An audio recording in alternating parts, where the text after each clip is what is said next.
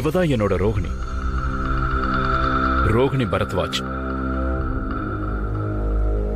இப்ப நாங்க யார தேடிட்டு இருக்கோமோ அவ துர்கா, அதாவது ஸ்ருதி வர்மா.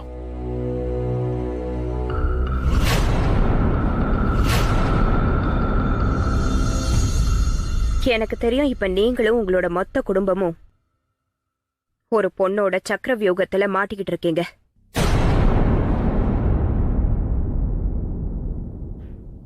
ஆனா உண்மை என்னன்னா, அது துர்காவோ ஸ்ருதி வர்மாவோ கிடையாது.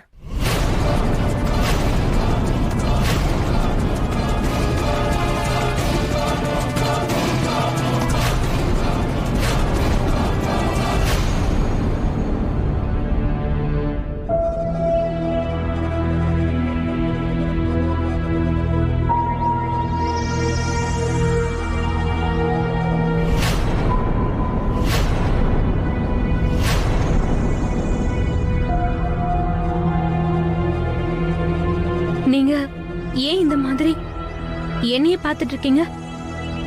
நீங்க என்ன சந்தேகப்படுறீங்களா என்ன? போதும், இதுவே போதும். வெளி ஆளுங்க கூட இப்பெல்லாம் வீட்டுக்குள்ள வந்து என்ன சந்தேகப்பட ஆரம்பிச்சிட்டாங்க. இது ஒண்ணு மட்டும் தான் குறையா இருந்துச்சு. இன்னும் எத்தனை நாளைக்கு நான் இதை நிரூபிச்சிட்டு இருக்க முடியும்? நான் தான் ரோகிணின்னு இன்னும் எத்தனை நாள் நிரூபிக்கிறது? ரோகிணி, அமைதியா இரு.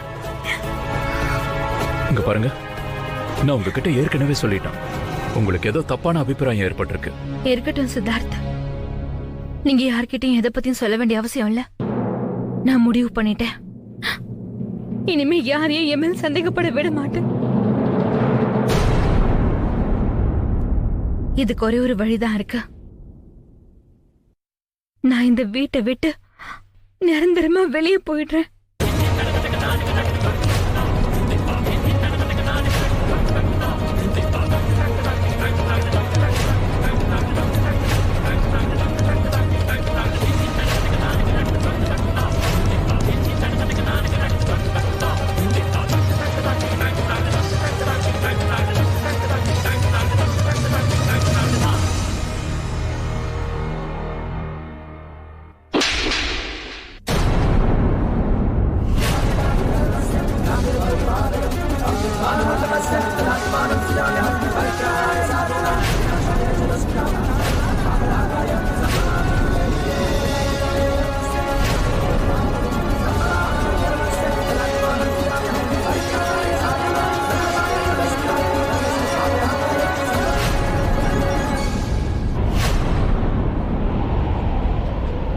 நாங்க என்னைக்காவது உங்ககிட்ட சொல்லி இருக்கோமா நீ எங்க ரோகிணி இல்லன்னு? சொல்லு. அப்புறம் எப்படி உன் மனசுல இந்த வீட்டையும் குடும்பத்தையும் விட்டுட்டு போகணும்னு யோசனை வந்தது? சொல்லு.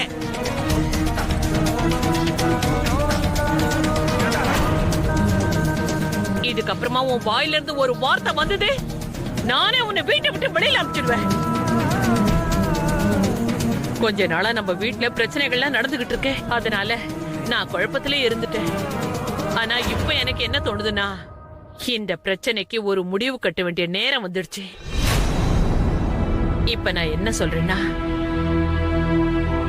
இந்த வீட்டையும் குடும்பத்தையும் பிரச்சனையில இருந்து காப்பாத்த நான் தான் ஒரு முடிவு எடுக்கணும்.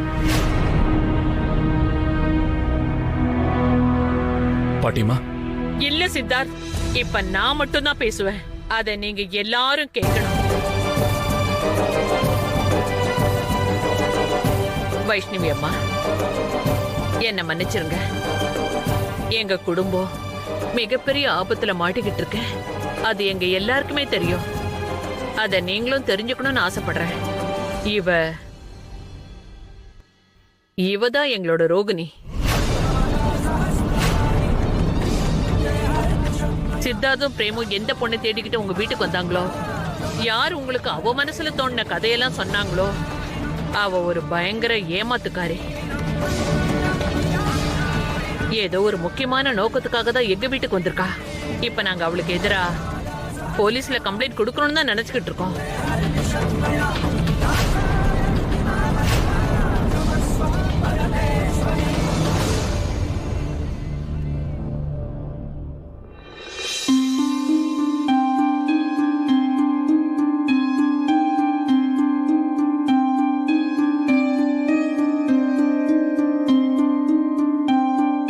வைஷ்ணவி அம்மா, நீங்க எங்க குடும்பத்தை பத்தி இவ்ளோ யோசிச்சிருக்கீங்க, அக்கறையும் காட்டியிருக்கீங்க. அதுக்கு ரொம்ப ரொம்ப நன்றி.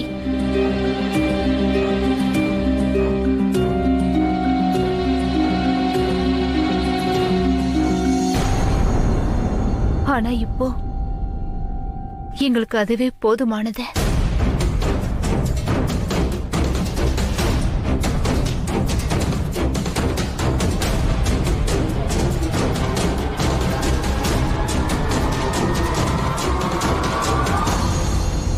முதல்ல எனக்கும் அந்த பொண்ணு மேல எந்த நம்பிக்கையும் வரல.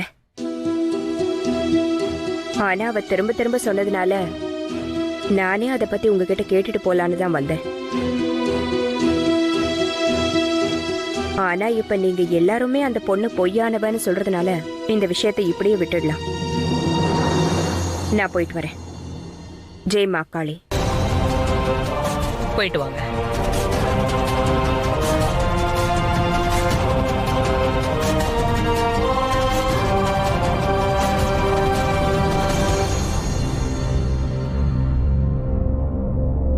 ராஜேந்திரா, ஏசிபி சார் கொஞ்சம் போன் பண்ணி கொடுப்பா.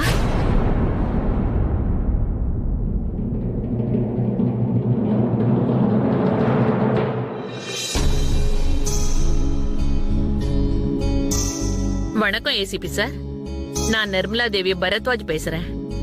ஆமா,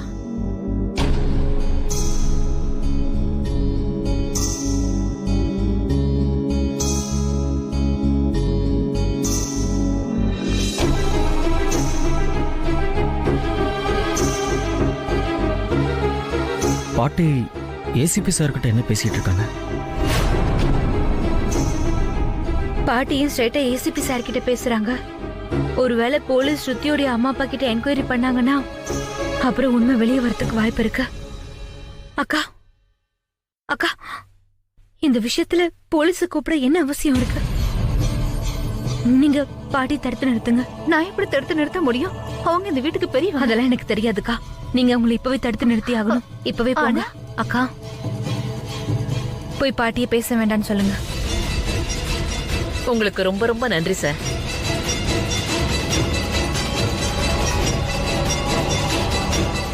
இப்ப யாரும் பயப்பட வேண்டிய அவசியமே இல்ல. உண்மை என்னன்னு எல்லாருக்கும் தெரிய வரப்போகுது.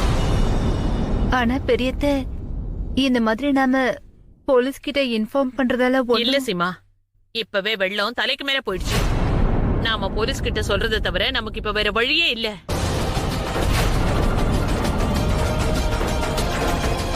நான் சொல்றது உங்க எல்லாருக்கும் புரியும். நீங்க யாரும் பயப்பட வேண்டாம். நான் என்ன செய்யறனோ அத நல்லா யோசிச்சு முடிவு எடுத்துதான் செய்யறேன்.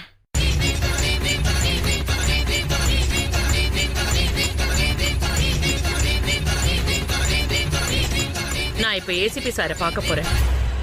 பார்த்துட்டு சீக்கிரமா வந்துருவேன். நானும் உங்க கூட வரேன் பாட்டி. இல்ல பிரேம், நான் மட்டும் போய் பார்த்துட்டு வரேன். இந்த பிரச்சனைக்கு நான் மட்டும்தான் முடிவெடுக்க போறேன்.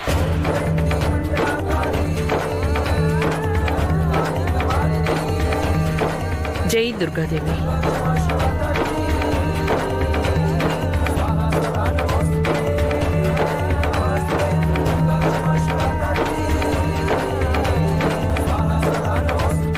அம்மா தாயி, பெரியத்தைக்கு வெற்றியை கொடுங்க. அப்புறம் இந்த பொம்பளை கிட்ட இருந்தே பெரியத்தைய காப்பாத்துங்க.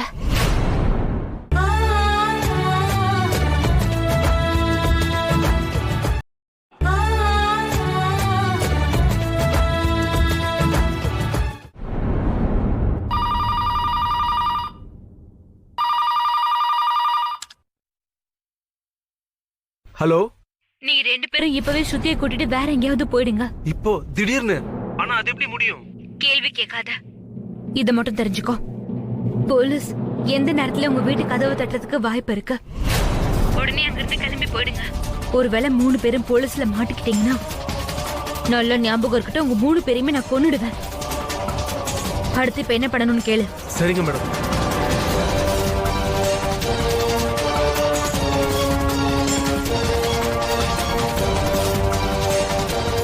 சரிங்க, ஓகே.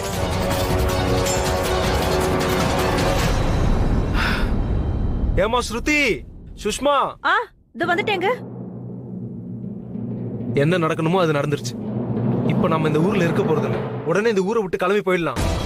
ஆனா இப்ப என்னப்பா நடந்துச்சு? அதான் எல்லாமே சரியாயிடுச்சுல்ல? இல்லம்மா, எதுவுமே சரியாகலம்மா. அவங்க பணக்கார ஃபேமிலி, நம்மள நிம்மதியா வாழ விட மாட்டாங்கம்மா. ஏதாவது ஒரு காரணத்தை சொல்லி நம்மள மறுபடியும் தொல்லை பண்ணுவாங்க. இங்க பாருமா, இதுக்கு மேலே அவங்க தர கஷ்டத்தை நான் விரும்பல. நான் ஸ்கூல்ல ஹெட்மாஸ்டர் கிட்ட போன்ல பேசிட்டேன். அவர் உடனே என்னை இங்க இருந்து டிரான்ஸ்ஃபர் பண்ணிடுவாரு. இங்க பாருமா, நீ எங்களோட உயிர். உனக்கு ஏதாவது தப்பா நடந்து போச்சுன்னா அதை எங்களால தாங்கிக்க முடியாது. உன்னோட சந்தோஷம் தான் எங்களுக்கு ரொம்ப முக்கியம். நம்ம இங்க இருந்து போறோம். கொஞ்சம் சீக்கிரமா லக்கேஜ் எல்லாம் பேக் பண்ணிடுங்க. இவ்வளவு யோசிக்கிறதுக்கு நமக்கெல்லாம் டைம் இல்லம்மா. சீக்கிரமா போய் உன் லக்கேஜ் ரெடி பண்ணு. ஆனா அப்பா, நான் என்ன சொன்னேன்னு உன் காதுல விழலையா? சீக்கிரம் போய் லக்கேஜ் எல்லாம் ரெடி பண்ணு.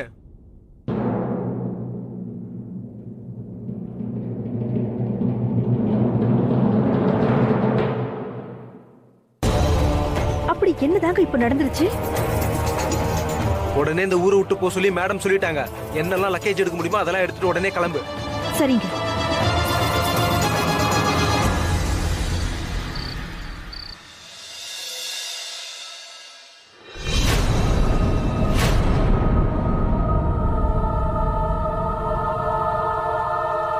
நீங்க தான் பெரிய பாட்டிக்கு ரொம்ப செல்ல மருமகள்ல. அப்படி இருந்தா அவங்க எப்படி உங்க பேச்சு கேட்காம இருந்தாங்க? அவங்க ஏசிபி கிட்ட போகாம இருக்கிறபடி உங்களால தடுக்க முடியலையா? ஏன்?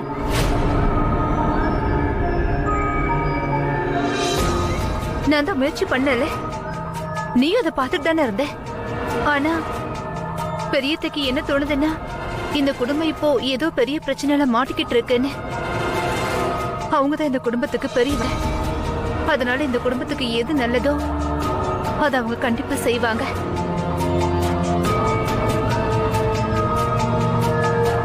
நிஜமாவாக்கா? இல்லனா நீங்களும் பெரிய பாட்டியும் சேர்ந்து எனக்கு எதிரா நாடகம் ஆடிக்கிட்டு இருக்கீங்களா?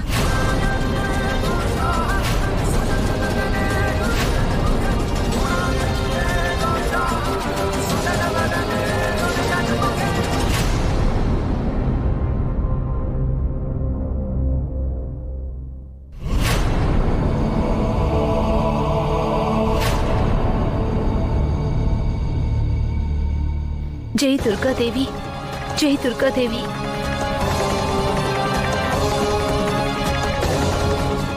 ஜெய் துர்கா தேவி, ஜெய் துர்கா தேவி. சொல்லுங்கக்கா, நீங்க என்ன பத்தின எல்லா உண்மைகளையும் பெரிய பாட்டி கிட்ட சொன்னீங்களா இல்லையா? உங்களுக்கு ரொம்ப ரொம்ப நன்றிமா தாயே. இவ அதே கேள்விதான் மறுபடியும் கேக்குறா. இந்த கேள்விக்கு கண்டிப்பா நான் பொய்யான பதில தான் சொல்லி ஆகணும். இல்ல, நான் உன்னை பத்தின எந்த உண்மையும் பெரியத்த கிட்ட சொல்லல. இவங்க உண்மையதான் சொல்றாங்க. என் பிரச்சனை என்னன்னு உங்களுக்கு நல்லா தெரியும்லக்கா. என்னை பத்தின உண்மை யாருக்கும் தெரியக்கூடாது. இவ்வளவு நாளா எந்த பொய்ய மறைச்சு வச்சிருந்தனோ அது யாருக்கும் தெரியக்கூடாதுன்னு தான் நான் எந்த அளவுக்கு கஷ்டப்பட்டுட்டு இருக்கேன். அப்ப பெரியத்தை எப்படி தடுக்கிறதுன்னு எனக்கு ஒண்ணுமே புரியல.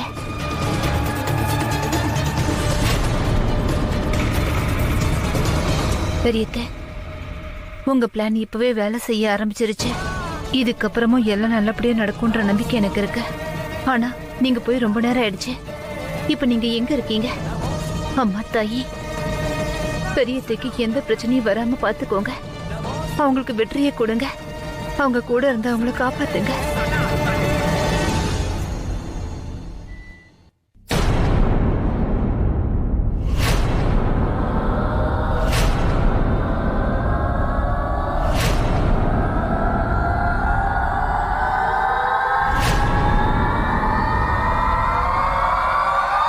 இங்க உட்காருங்க.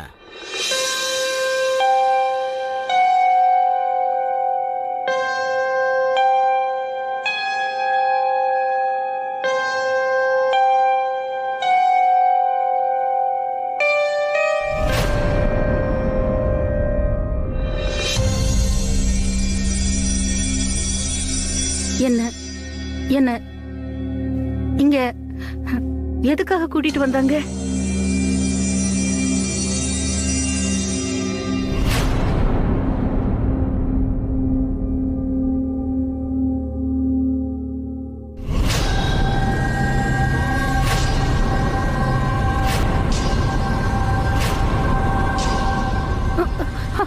யாரு யாரு அது? யாரு?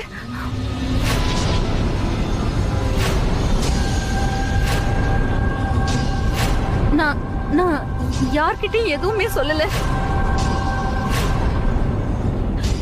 நிச்சயமா ப்ராமிஸ்.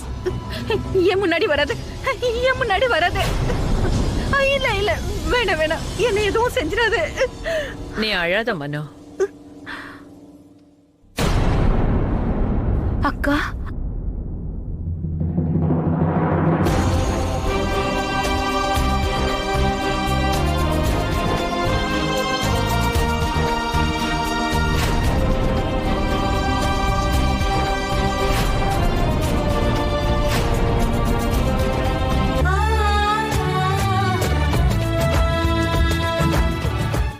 உனக்கு இது பிடிக்குமா? பிடிச்சே ஆகணும், சாய்ஸே இல்ல.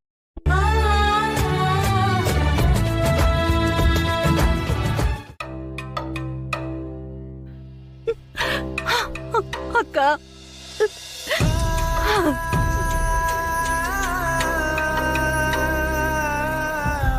இந்த குடும்பத்தில் இருக்கிற ஒவ்வொருத்தரும் உனக்கு தாய் என்ற அந்தஸ்து கொடுத்து வச்சிருக்காங்க. உன் பசங்களுக்கே நீ துரோகம் பண்ணிட்டல.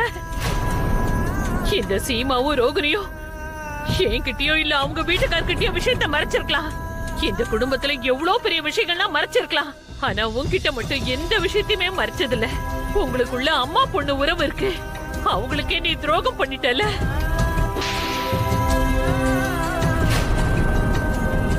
நான் தப்பு பண்ணிட்டேன் மனோ, என்ன மன்னிச்சிடு மனோ.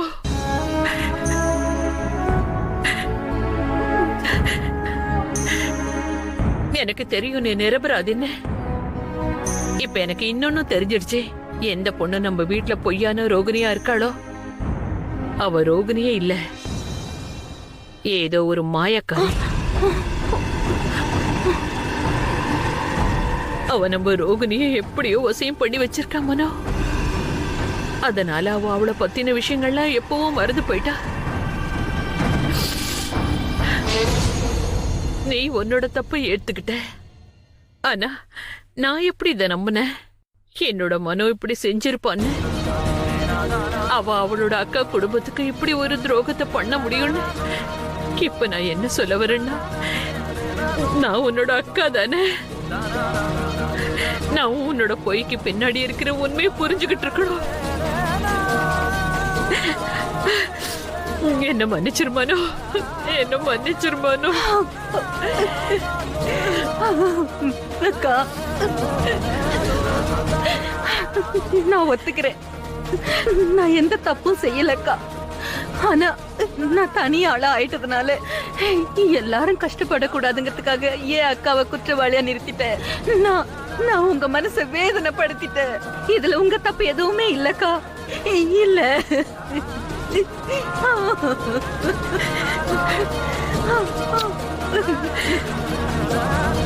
ஆனா இப்போ என்னோட தப்பு இன்னும் பெருசாயிடுச்சு. நீ என் மேல சுமத்தின பழிக்கு உண்மையிலேயே உன்னோட கோவம் தான் நினைச்ச. ஏன்னா என்னைக்குமே நீ என்ன குற்றவாளியா நிறுத்தினதே இல்ல. உன் மனசுல என்னைக்குமே அந்த வேறுபாடு வந்ததே இல்ல. ஆனா நீ வேற வழி இல்லாம பண்ணிட்ட. ஆனா மனோ, நான் உன்னை அந்த சமயத்துல நம்பி இருக்கணும். அப்படி நான் நம்பி இருந்தா என்னோட மனோ இவ்வளவு கஷ்டங்களை அனுபவிக்க வேண்டி இருந்திருக்காது. அக்கா,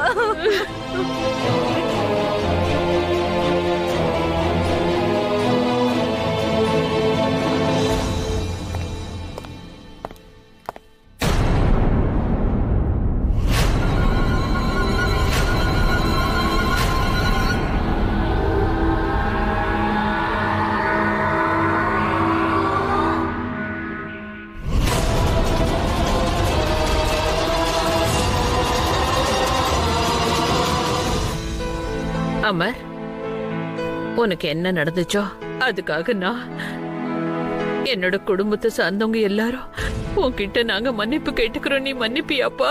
பெரிய பாட்டி ப்ளீஸ் மன்னிப்பு கேட்டு நீங்க என்னை கஷ்டப்படுத்தாதீங்க. எனக்கு தெரியும் ஏதோ ஒரு கட்டாயத்தினால தான் சீமா எனக்கு எதிராக வாக்குமூலம் கொடுத்தாங்க. போதும்பா, நாங்க ரொம்ப குழம்பி போயிருக்கோம்.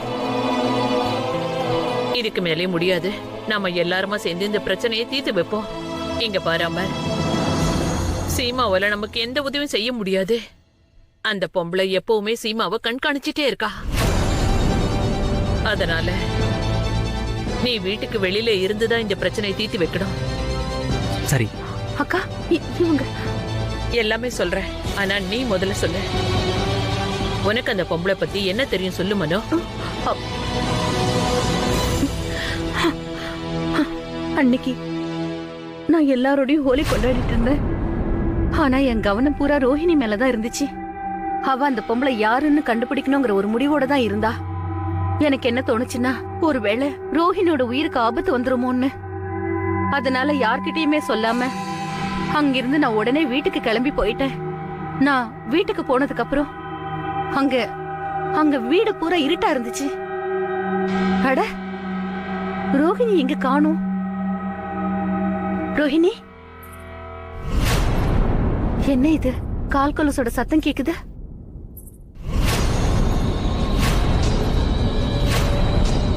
இந்த பொம்பளை யாரு? ஒருவேளை அவளா இருப்பாளோ?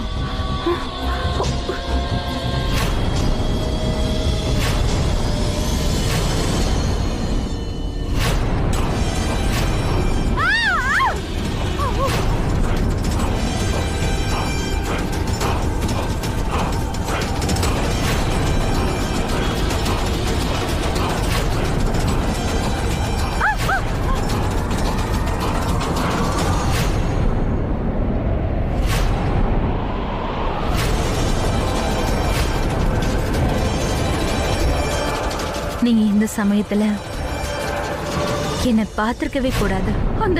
அந்த பச்சை நிற கண்காரி ரோஹிணி தான். அப்ப அவ என்கிட்ட என்ன சொன்னான்னா, அவளை பத்தின ரகசியத்தை நான் யார்கிட்டயாவது சொல்லிட்டேன்னா அவ நம்ம குடும்பத்தை பூரா அழிச்சிடுவேன்னு சொன்னா. அதுக்கப்புறம் அவ இதையும் சொன்னா, இந்த பழைய பூரா நானே என் தலையில ஏத்துக்கணும்னு. அக்கா அக்கா, அப்புறம் அந்த கண்ணை என்னால பார்க்கவே முடியல. ஒண்ணு இல்ல மனோ, ஒண்ணு இல்ல. நீ பயப்படாத மனோ.